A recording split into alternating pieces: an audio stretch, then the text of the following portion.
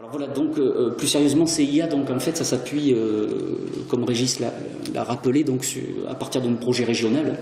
J'en profite pour remercier aussi les représentants de la région qui sont venus ce matin. Donc le Conseil régional d'Aquitaine qui, en 2012, donc, nous ont permis en fait tout simplement de mettre en place une équipe de recherche pluridisciplinaire,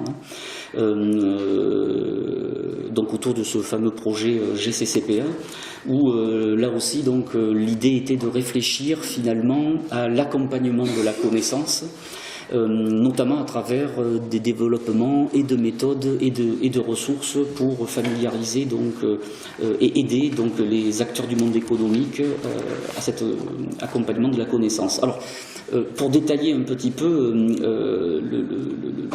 le point de départ qu'il y avait était double. C'était d'une part d'essayer de reconvoquer donc, des méthodologies d'accompagnement de la connaissance.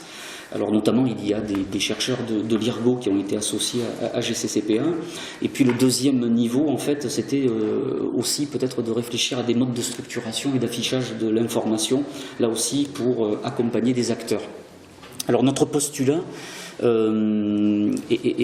moi j'y vois un lien avec ce que tu disais Régis sur les questions d'enseignement et d'éducation.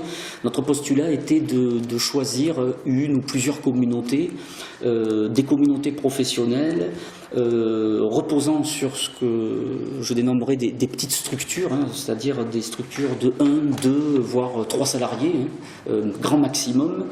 Plutôt très important pour nous aussi des structures n'ayant pas de forme de médiation humaine autour de l'information, pas de documentaliste, pas de service documentaire, même pas forcément d'abonnement auprès de structures qui gèrent et traitent l'information. Et puis aussi un autre postulat qui nous intéressait, c'était celui de considérer en fait des petites structures qui déclaraient ne pas avoir ni les moyens financiers, techniques, ni le temps donc de gérer cette même information. Et petit